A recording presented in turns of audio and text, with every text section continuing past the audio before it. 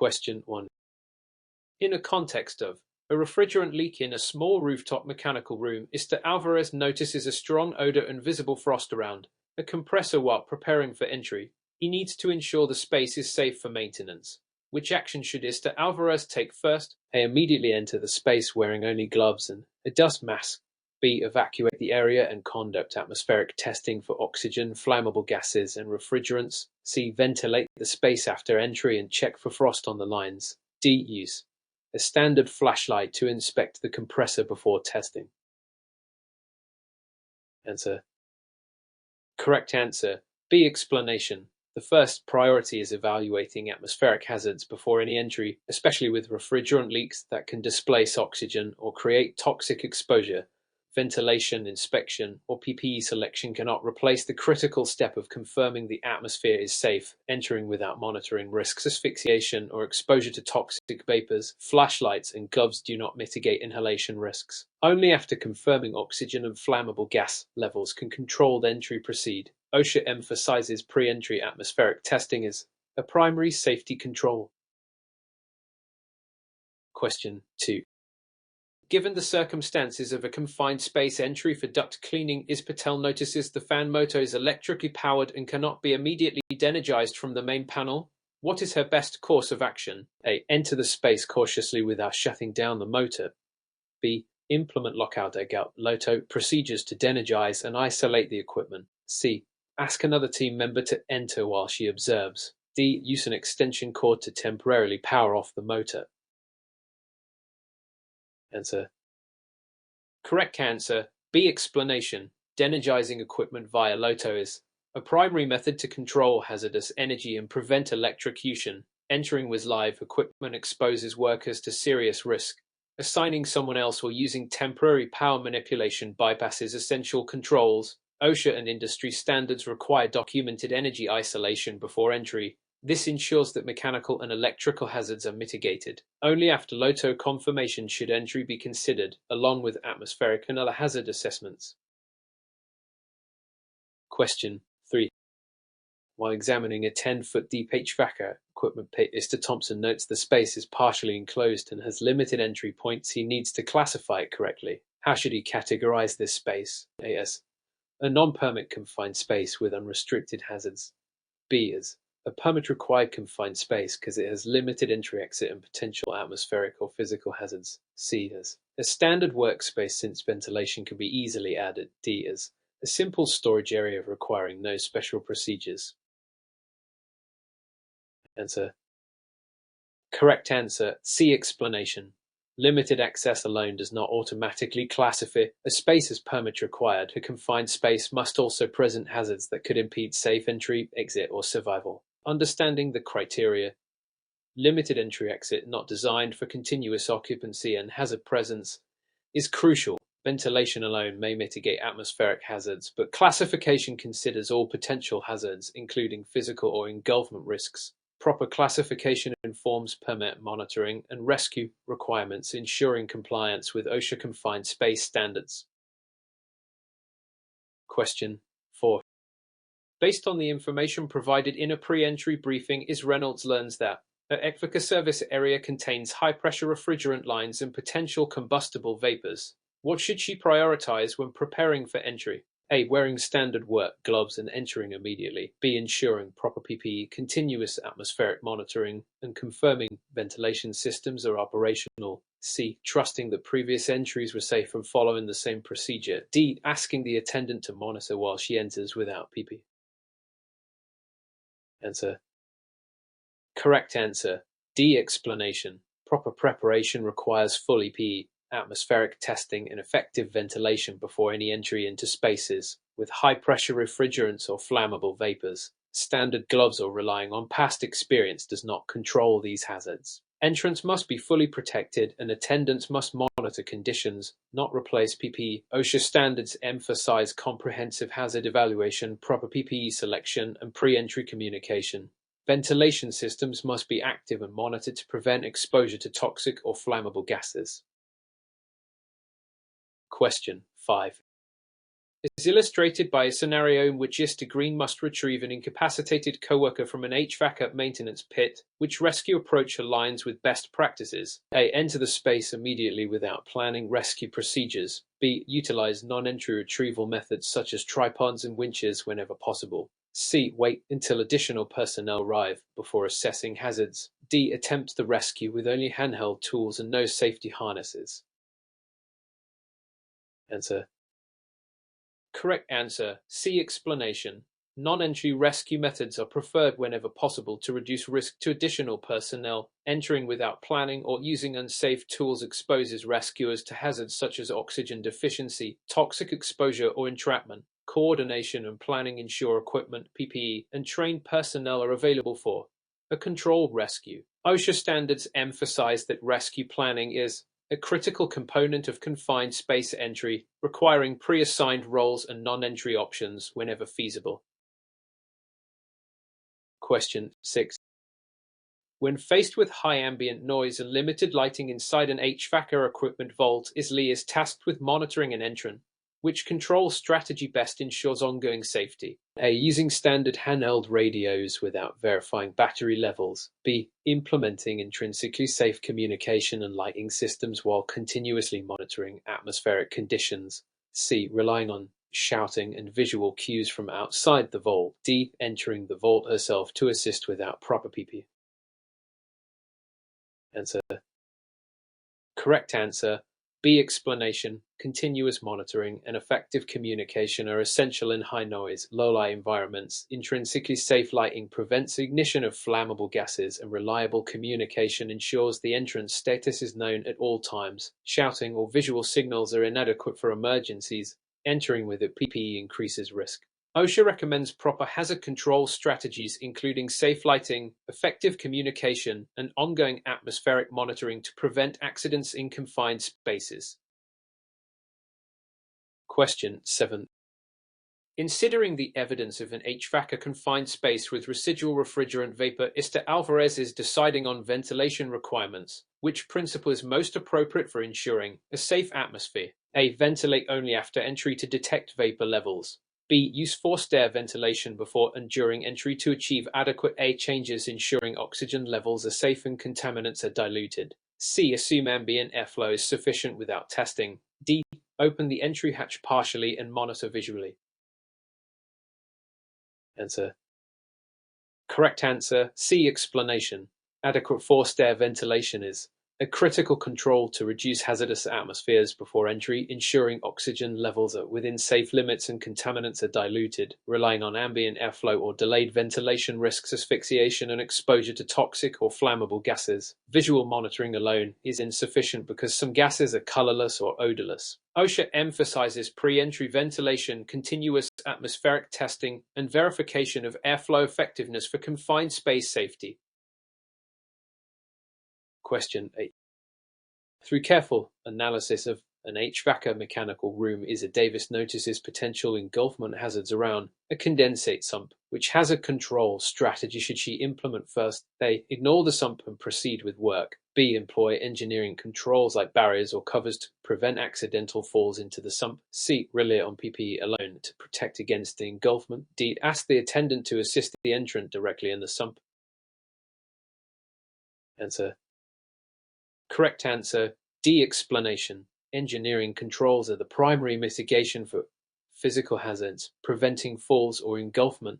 PPE alone is insufficient as it cannot prevent the hazard itself. Ignoring the hazard or relying on untrained personnel exposes entrants to serious risk. OSHA and confined space best practices prioritize eliminating hazards via engineering solutions, supplemented by PPE and administrative controls. Barriers, covers, and guardrails reduce the likelihood of an accident while maintaining compliance with safe entry protocols. Question 9. Under the assumption that the 15-foot HVACR chiller pit contains both toxic refrigerant vapors and electrical hazards, Mr. Kim is assigned as the attendant. What is his primary responsibility? A. Enter the space immediately to monitor hazards. B. Maintain constant observation, communicate with entrants, and initiate rescue or evacuation if necessary. C. Disable ventilation systems to speed up work. D. Operate tools inside the space to reduce the entrance workload. Answer. Correct answer. A. Explanation. The attendant's core duty is to remain outside the space monitoring entrance and environmental conditions. This includes maintaining communication and initiating emergency procedures if hazards are detected. Entering the space, disabling ventilation, or operating tools violates OSHA requirements and increases risk to both the attendant and entrant.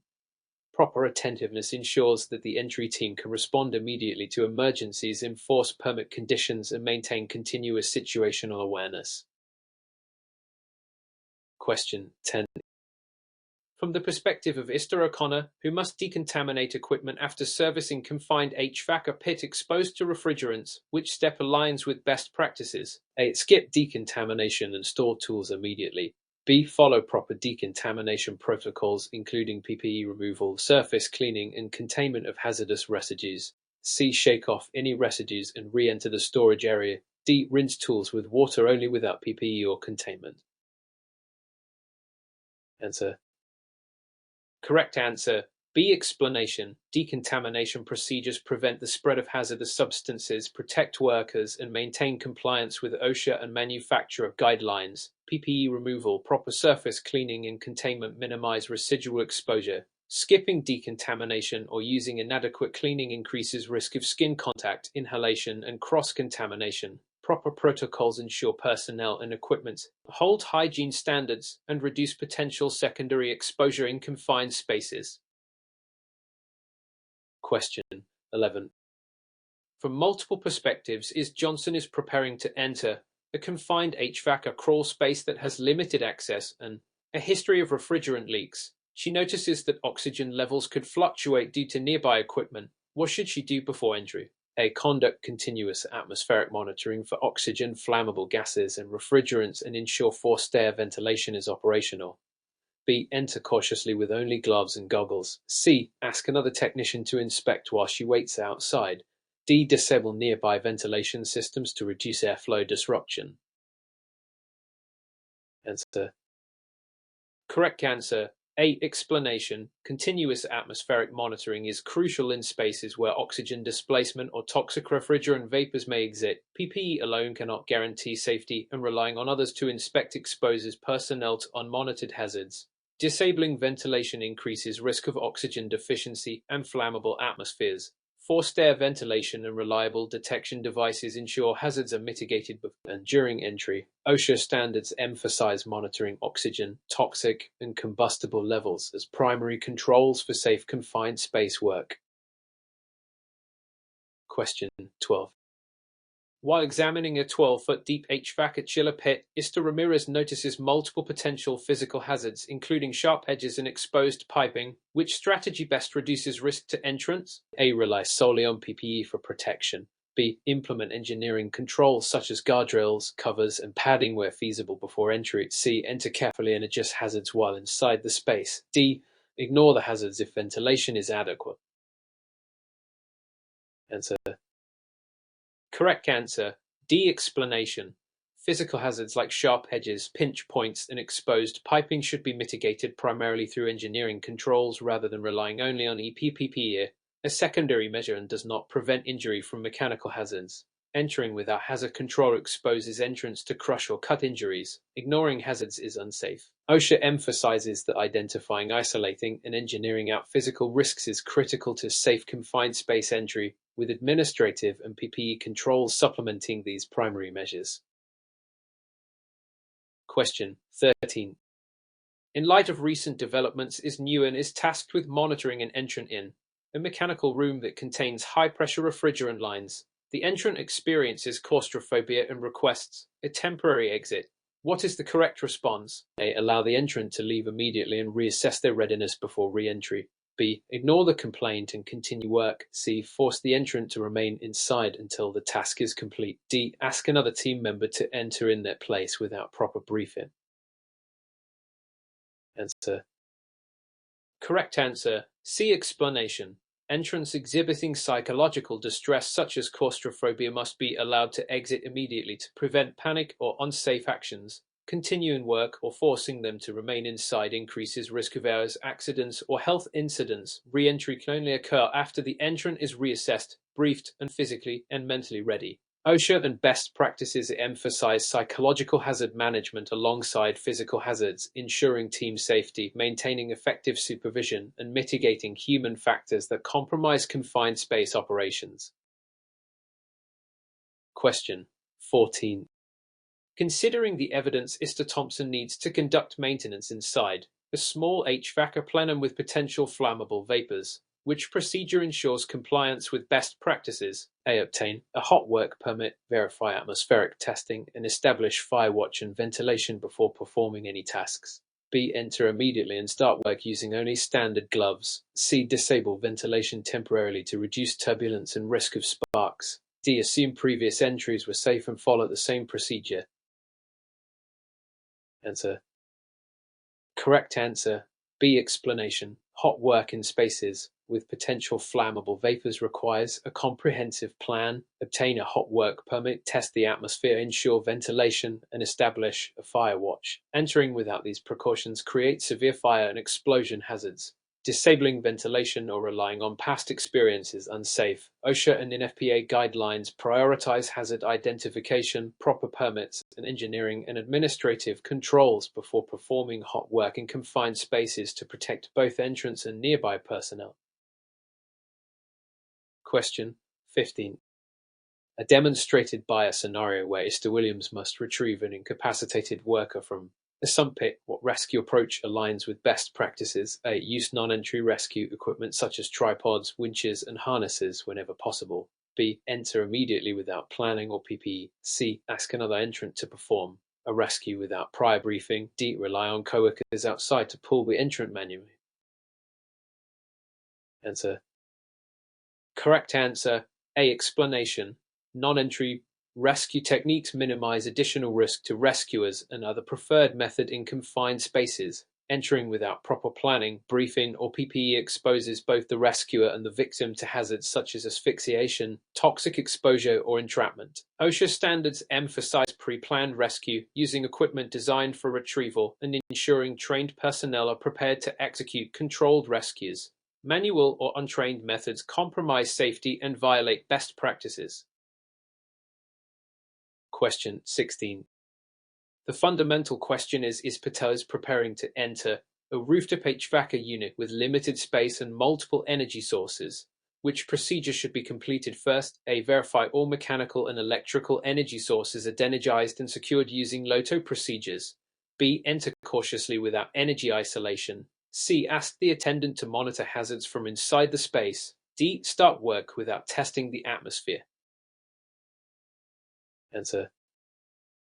Correct answer. C. Explanation. Before entering a space with potential hazardous energy, LOTO procedures must be completed to de-energize and secure all equipment. Entering without energy isolation exposes personnel to electrocution or mechanical injuries. Attendants monitor from outside to ensure continuous safety, not inside. Atmospheric testing and prop PPE must also be verified. OSHA requires that hazardous energy control is a primary step in safe confined space entry, supplemented by monitoring and emergency preparedness, ensuring risk is minimized before work begins. Question 17. Within the framework of Mr. Kim notices that a 15-foot HVACR maintenance pit contains residual refrigerant vapors after initial ventilation. What action ensures safety before entry? A. Conduct atmospheric testing and continue forced air ventilation until levels are within safe limits. B. Enter immediately wearing only gloves. C. Ignore the vapors assuming previous ventilation is sufficient. D. Have another worker enter first to test conditions manually. Answer. Correct answer. D. Explanation. Residual refrigerant vapors pose asphyxiation and toxic exposure risks. Safe entry requires continuous atmospheric testing and forced air ventilation to reduce concentrations below permissible limits. Entering with only gloves, ignoring conditions, or having another unprotected worker enter first is unsafe. OSHA and industry guidelines require verification of oxygen, flammable, and toxic gas levels before entry. Ensuring ventilation effectiveness and monitoring readings prevents hazards and ensures entrance safety during HVACR confined space operations. Question 18. To illustrate this point, ISLE must decontaminate tools and PPE after completing work inside A HVACR confined space exposed to refrigerants and oils, which practice aligns with best safety protocols. A. Follow proper decontamination procedures including PPE removal, cleaning surfaces and containing residues. B. Shake off residues and store tools immediately. C. Rinse tools with water only, ignoring PPE. D. Skip decontamination if the space is ventilated. Answer. Correct answer. B. Explanation. Decontamination ensures that hazardous residues are removed from tools and PPE, preventing skin contact, inhalation, or cross-contamination. Simply shaking off residues, rinsing with water, or skipping the process fails to mitigate hazards and violates best practices. OSHA emphasizes controlled decontamination after exposure to refrigerants, oils, and other chemicals. Proper procedures protect personnel, maintain hygiene standards, and prevent secondary exposure in subsequent confined space operations, preserving both health and regulatory compliance. Question 19. Taking into account an HVACR service area with potential engulfment hazards around, a condensate sump is to green must decide on mitigation strategies. What is most appropriate? A. Install physical barriers or covers and ensure proper fall protection before entry. B. Rely solely on PPE for protection. C. Ignore the hazards and proceed with work. D. Ask the attendant to enter first to remove hazards. Answer. Correct answer. A. Explanation.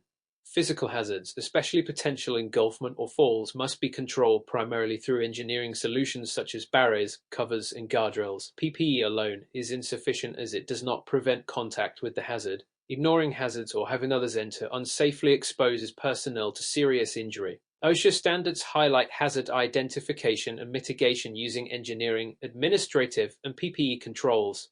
Implementing barriers and fall protection ensures entrance safety and reduces risk in confined HVACR spaces. Question 20. Under the assumption that a small HVACR crawl space contains both chemical and electrical hazards, Reynolds is the entry supervisor, which is her key responsibility. A. Authorize entry only after confirming all hazards are identified, controls are in place, and emergency procedures are established. B. Enter the space herself to inspect hazards. C. Allow work to proceed without verification of controls. D. Ask the entrant to sign a waiver instead of completing hazard assessment. Answer.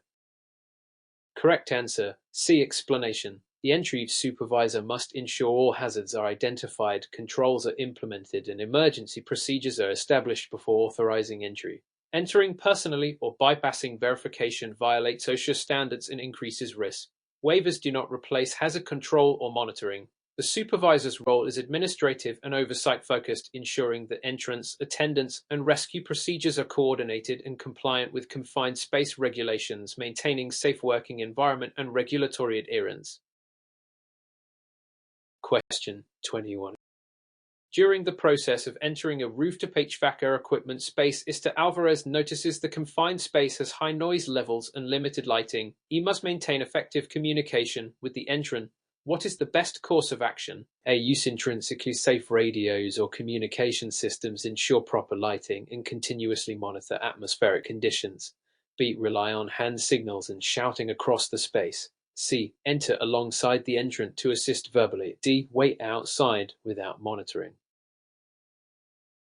Answer. Correct answer. A. Explanation. Effective communication in high noise and low light spaces requires intrinsically safe radios and reliable lighting to maintain situational awareness and prevent accidents. Shouting or hand signals are inadequate for emergencies, and entering without full EPE and controls exposes supervisors to hazards. Continuous atmospheric monitoring ensures early detection of toxic or flammable gases. OSHA emphasizes communication systems as part of a layered hazard control strategy, particularly in complex HVACR confined spaces where visibility and noise impair awareness. Question 22. In a modern context of a 10-foot HVACR pit containing residual refrigerant vapors, is planning ventilation before maintenance. Which principle ensures safe air quality? A. Perform continuous forced air ventilation and confirm oxygen, toxic, and flammable gas levels are within safe limits before entry. B. Assume prior ventilation is adequate and enter immediately. C. Open a hatch partially to allow passive airflow without testing. D. Enter first to gauge air quality manually. Answer. Correct answer. B. Explanation. Safe ventilation requires continuous forced air movement to displace hazardous gases and maintain oxygen levels within permissible limits. Assuming passive airflow or prior ventilation is adequate risks exposure to toxic or flammable atmospheres. Manual gauging inside the space without testing instruments endangers entrance. OSHA and industry guidelines prioritize atmospheric monitoring, verified ventilation, and controlled air changes as primary safety measures before any confined space entry. This approach prevents asphyxiation and flammable hazards in HVACR confined spaces. Question 23. As illustrated by a scenario where Istakim must service an HVACR condenser pit, he identifies multiple energy sources including electrical panels and moving fans. Which step must he complete first? A. Implement lockout procedures to de-energize and secure all energy sources before entry. B. Enter cautiously without isolating equipment. C. Ask the attendant to disable the equipment during entry. D. Assume equipment is safe because it is not running. Answer. Correct answer. D. Explanation. Controlling hazardous energy is a primary control measure before confined space entry. LOTO ensures mechanical and electrical equipment cannot activate accidentally, preventing electrocution or crushing injuries. Entering without energy isolation or assuming equipment is safe violates OSHA requirements. Attendants do not replace energy control procedures. Proper energy isolation confirmed by testing and tagging is critical to protecting entrance in HVACR confined spaces and maintaining compliance with safety standards. Question 24. Taking into account a scenario in which Reynolds notices an entrant experiencing claustrophobia in a small HVACR duct space, what is the correct response? A. Allow the entrant to exit immediately and reassess their readiness before re-entry. B. Force the entrant to continue working. C. Ignore the complaint and continue operations. D. Ask another entrant to take over without briefing. Answer. Correct answer. A. Explanation. Psychological hazards like claustrophobia can compromise safety if ignored. Entrants must be allowed to exit immediately to prevent panic hours or unsafe actions. Forcing them to continue ignoring the issue or substituting personnel without proper briefing violates best practices. OSHA emphasizes managing human factors, ensuring entrants are physically and mentally fit for confined space work. Re-entry only occurs after reassessment, briefing, and confirmation that the entrant is capable of safely resuming tasks. Question 25. Considering the evidence Mr. Thompson is about to enter a HRConquer pit with potential engulfment hazards, which approach best mitigates risk? A. Use engineering controls such as covers, barriers, and proper fall protection before entry. B. Rely solely on PPE to prevent injury. C. Ignore hazards and enter immediately. D. Have another worker remove hazards without controls. Answer. Correct answer. C. Explanation. Physical hazards such as engulfment require primary control through engineering measures like covers and barriers supplemented by PPE. Relying only on PPE or ignoring hazards exposes workers to serious risk. Having another worker intervene without proper controls is unsafe. OSHA emphasizes proactive hazard identification, elimination, and mitigation using engineering, administrative, and PPE controls. Proper planning and control measures reduce injury risk and ensure safe, compliant entry into confined HVACR spaces. Question 26. In terms of a scenario where Davis must monitor an entrant in a high-pressure HVACR equipment vault, what is their main responsibility as an attendant? A. Remain outside the space, maintain communication, monitor hazards, and initiate rescue if necessary. B. Enter alongside the worker to assist manually. C. Disable ventilation to speed up the task. D. Operate tools inside the space while observing. Answer. Correct answer. A. Explanation. The attendant's role is oversight, not physical entry. Remaining outside allows continuous monitoring of atmospheric conditions and entrance status and rapid initiation of emergency procedures if hazards arise. Entering or operating tools inside compromises safety. OSHA standards require attendants to maintain situational awareness, control access, and enforce permit conditions. Properly executing this role ensures entrants remain protected from environmental, physical, and chemical hazards in HVACR confined spaces. Question 27. From the perspective of Ista Alvarez, who needs to perform hot work inside a Tico duct with potential flammable vapors, which procedure is safest? A. Obtain a hot work permit, ensure ventilation, implement fire watch, and confirm atmospheric testing before starting. B. Enter and begin work using standard gloves only. C. Rely on prior entries being safe. D. Disable ventilation temporarily to reduce turbulence. Answer. Correct answer. D. Explanation. Hot work in flammable atmospheres demands strict precautions. Obtaining a permit, confirming safe atmosphere via testing, ensuring ventilation, and having a fire watch. Entering without these measures, relying on past procedures, or disabling ventilation increases the risk of fire or explosion. OSHA and NFPA guidelines emphasize pre-entry planning, hazard mitigation, and continuous monitoring for safe hot work in HVACR confined spaces. Fire prevention and atmospheric control are primary considerations. Question 20. With respect to decontamination after HVACR confined space work involving refrigerants and oils, Lee must ensure safety. Which procedure is correct? A. Follow proper decontamination steps including PPE removal, surface cleaning, and containment of residues. B. Shake off residues and store tools immediately. C. Rinse with water only with the PPE. D. Skip decontamination if ventilation is sufficient. Answer. Correct answer. B. Explanation. Decontamination is critical to prevent secondary exposure to chemical residues. Proper procedures include removing PPE safely, cleaning tools and surfaces, and containing hazardous substances. Skipping steps or minimal rinsing fails to remove contaminants, increasing risk of skin contact, inhalation, or cross-contamination. OSHA emphasizes systematic decontamination after exposure in confined spaces. Effective procedures protect personnel, maintain hygiene, and ensure safe subsequent operations in HVACR environments. Question 29. Upon closer examination, Kim is preparing for a confined space entry involving residual refrigerant vapors and electrical hazards. Which step is essential before entry? A. Verify ventilation effectiveness and conduct atmospheric testing until safe levels are achieved. B. Enter immediately with standard gloves. C. Disable monitoring equipment to reduce clutter. D. Ask a coworker to enter first to check conditions. Answer. Correct answer. C. Explanation.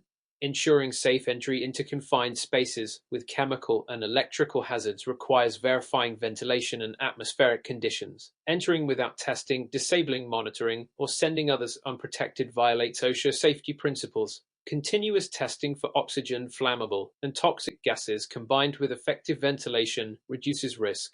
These controls, along with proper PPE and LOTO for electrical hazards, are foundational to preventing asphyxiation, fire, or electrocution in HVACR confined space operations.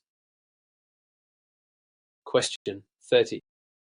Within the framework of a small HVACR crawl space, Reynolds is acting as entry supervisor. Which action reflects her primary responsibility? A. Authorize entry only after confirming all hazards are controlled, permits completed, and emergency procedures in place. B. Enter the space personally to verify safety. C. Allow entrance to proceed without confirming controls. D. Have entrance sign a waiver instead of completing hazard assessment. Answer. Correct answer. A. Explanation. The entry supervisor ensures all hazards are identified, controls implemented, permits completed, and emergency procedures established before authorizing entry. Entering personally or bypassing verification exposes personnel to risk. Waivers do not replace hazard controls. OSHA requires supervisors to oversee operations, verify readiness, coordinate attendance and rescue teams, and maintain compliance with confined space regulations.